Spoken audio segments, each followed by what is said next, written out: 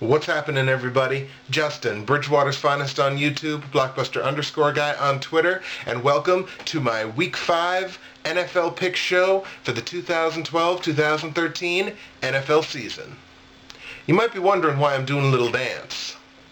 I'm doing a little dance because I had a damn good week last week, and we're going to talk about it. Before we get into the excellent week of picks that I had, just talk about a little bit about what happened in the NFL in Week 4. The regular refs are back. Hallelujah, the regular refs are back.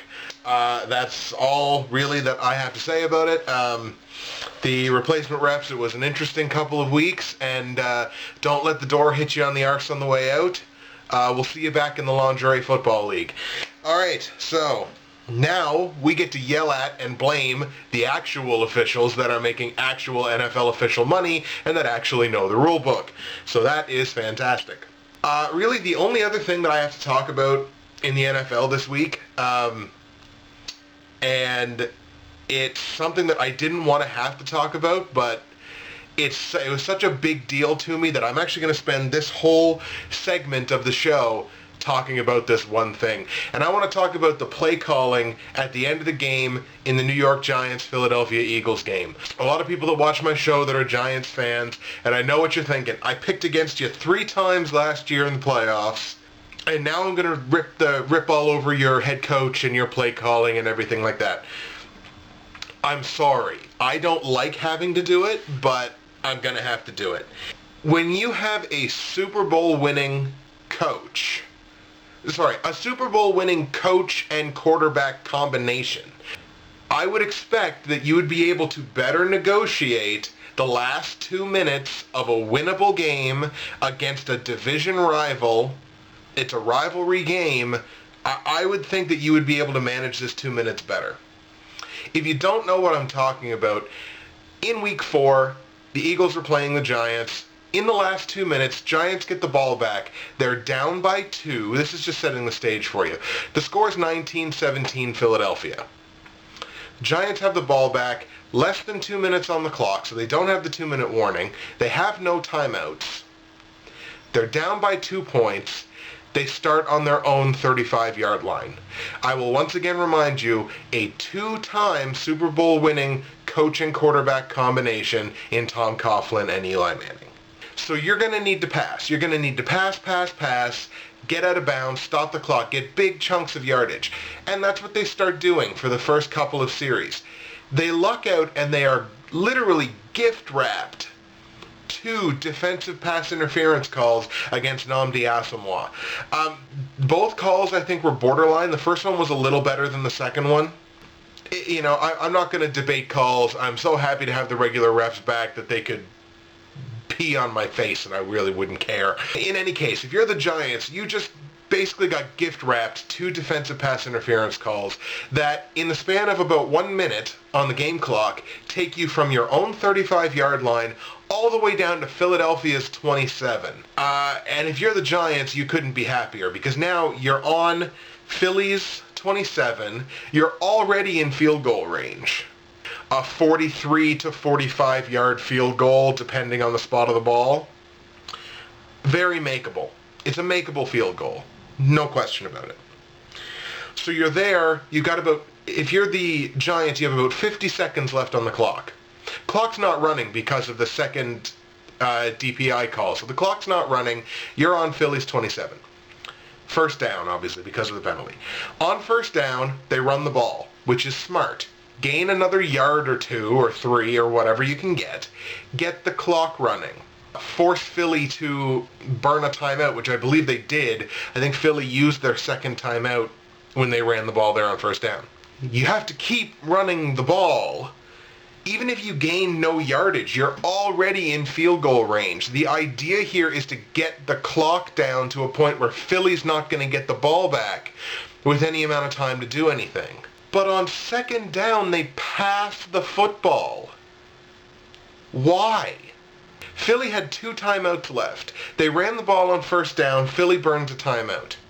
If you run the ball again on second down, chances are Philly's going to burn that timeout because they want to stop the clock. And if they don't, then they're playing right into your hands and you don't have to do anything.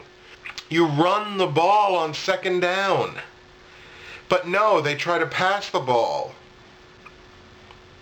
Why? What do you have to gain? It's a matter of vanity, I suppose. They're playing a division rival. They really want to stick it to Philly by scoring a touchdown at the end of the game rather than just kicking a field goal to win. But that's vanity, and it doesn't win football games. So they throw the ball. What happens? Young, inexperienced wide receiver wraps his arms around Nnamdi Asomugha. Offensive pass interference. Some people said that that was a makeup call. That was not a makeup call. That was offensive pass interference. That 43 to 45 yard field goal has now become a 54-yard field goal. So they attempt the field goal. What happens? Tynes' field goal is short.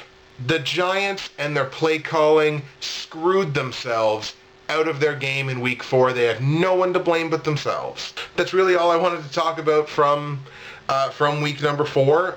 It just, because as I'm watching this game, I'm just like, it's blowing me away that a quarterback and coach tandem that's won 2 Super Bowls couldn't navigate that and just take the field goal, the 40-some yard field goal that is more than within Tynes' range, and win the game. I'm sorry. I'm sorry, Giants fans. I'm sorry I just spent like 20 minutes ripping on you, but I mean, it was just bad play calling. That's all.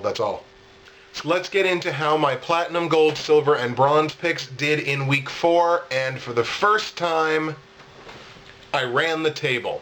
Starting with the platinum pick, I had the Baltimore Ravens beating the Cleveland Browns. Baltimore went out and did that, defeating the Browns 23-16. Baltimore is on a roll. Give me my platinum pick and my 15 points because there were only 15 games in the league. My gold pick had the Houston Texans beating the Tennessee Titans.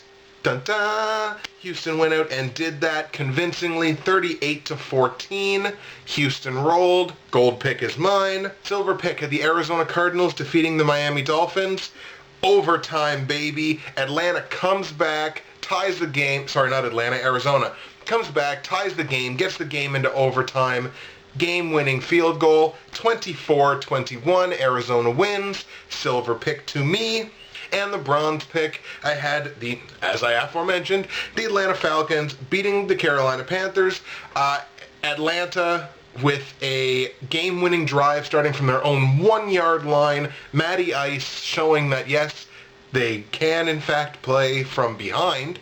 They can in fact play and win from behind. Atlanta 30, Carolina 28. Give me my bronze pick. 4-0 on my platinum, gold, silver, and bronze this week. 10-6 overall for the season. Taking a look at the public and private pick'em and how the rest of my picks did for week 4. Again, I had a great week this week. I went 11-4. And I'll have the correct and incorrect, of course, listed for you right there. 11-4, great week. It salvages my picking record so far for the whole season. I sit at 33-30, sitting in the 52nd percentile on Yahoo. That is a 12 percentile jump from the previous week, from the end of the week 3 games. So very, very happy with that. I got to get a couple more of those weeks back to back here to really get myself to where I want to be in terms of how my picks are going. Taking a look at the private pick'em, I sit in 5th place out of 9. We picked up another one again. So far, I think we've picked up one person every week, which is great. So 5th place out of 9, 279 out of 528 possible confidence points, sitting at around a 53% clip. Again, not really where I want to be, but certainly a far cry better than the 44% that I was sitting at the end of the previous week, so I will take it. This week I raked in 98 of 120 possible confidence points, clip of about 82%. Definitely getting better. Shout out to our week 4 winner, the rich getting richer, the man, the myth, the legend, woo, the nature boy, Tom Mullins. Tom Mullins wins week 4, going one better than me, 12-3, raking in 105 of 120 possible confidence points, a clip of about 88%. Tom is our overall leader still. He has led from the first post. 38-25 is his record thus far, 345 of 528 in terms of the confidence points, 65% clip for the season. So congratulations to Tom Mullins for being our Week 4 winner and overall leader. Now we're going to take a look at my Week 5 Platinum, Gold, Silver, and Bronze picks. Going to start with the Bronze pick, the New England Patriots playing at home against the Denver Broncos. This game was not originally my bronze pick. Originally my bronze pick was the Jets playing at home against the Texans. But every other predicting video that I watched for Week 5 has the Broncos upsetting the Patriots at home. And it seemed to me that it sounded awfully familiar because it's what the majority of people of whose videos I seem to watch anyways, were saying about the Bills last week to beat the Patriots. And that didn't exactly work out. Are the Patriots the best team in football? No. Are the Patriots top 10 team in football? Maybe arguable, but probably not. Yes, it's Tom Brady versus Peyton Manning, and there's a lot of great storylines and a great rivalry between those two. Denver is certainly no slouch, but Denver is another one of these teams that plays much better at home than they do on the road. I'm going with the numbers. The numbers say New England. I'm taking New England. I'm going to go with the Patriots to win this game at home. I don't see an upset coming here. Patriots to beat the Broncos for my bronze pick. Looking at the silver pick now, the New York Giants playing at home against the Cleveland Browns. Ideally, members of the Giants watch this video, get pissed off about what I was saying about their coach and their quarterback and their play calling, and go out there and put a whooping on the Cleveland Browns. There's no better team in football to put a whooping on than them lowly Cleveland Browns. So I'm going to take the Giants at home. I don't think too much more needs to be said about that. Eli is, of course, an excellent quarterback. He's got excellent wide receivers to throw to. He's got an excellent tight end in Martellus Bennett. Pretty well every aspect of the game except maybe the return game and maybe a little bit on special teams. The Giants are a much superior team. Giants beat the Browns at home. I will take them for my silver pick. My gold pick, the San Francisco 49ers playing at home against the Buffalo Bills. As I said, a lot of people were on the Bills to beat New England last week. Didn't exactly work out. In fact, New England put up 50 points on them. Now, that being said, Buffalo put up 28 points on New England. Buffalo has an offense that can put up numbers. Ryan Fitzpatrick is, in fact, leading the NFL with 12 touchdown passes. My problem is I believe he's also thrown 5 or 6 picks. And, you're going into San Francisco to play arguably top 3 defense in football, maybe even top 2 up there with Houston. San Francisco's just a better team. And it's another one of those situations. San Francisco's a better team, and I'm taking them. San Francisco at home to put a whooping on the Bills. Kind of unfortunate, as my friend the masked tweeter said, Buffalo's going to fly all across America to go into San Francisco just to get their asses kicked. San Fran rolls at home for my gold pick. My platinum pick, the Jacksonville Jaguars playing at home against them Chicago Bears. Jacksonville, again, has sort of been improving their play. Chicago is Chicago, and they're going to get to Blaine Gabbert. They're going to put a hurt on Blaine Gabbert. I'm predicting a couple of interceptions coming out of this game. If Chicago's defense can hold Maurice Jones-Drew to under 100 yards rushing, Jacksonville's got no chance to win this game. Even if MJD gets more than 100 yards rushing, Jacksonville has very little chance to win this game. So by the numbers, I'm taking the Chicago Bears. I'm not a huge fan of Jay Cutler. I think Jay Cutler is actually a bit of a baby, pushing his offensive linemen, not wanting to sit down with his coach to look at the last few plays that led to a 3-and-out. Cutler needs to act like a professional, but at the same time, the team that's around him is very good. Bears all day. Bears to beat Jacksonville, for my platinum pick. Now, let's take a look at the rest of my picks for Week 5 in the NFL. Here they come.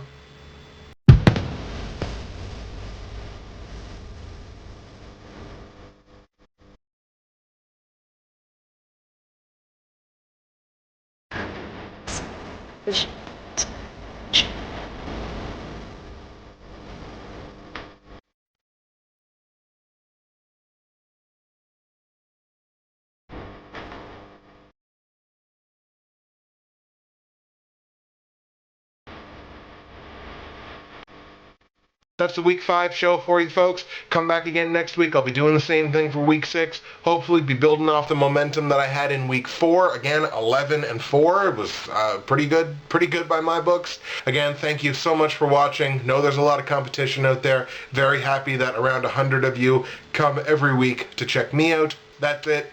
Justin, Bridgewater's Finest on YouTube. Blockbuster_guy on Twitter. Week 5 in the NFL. Let's do this.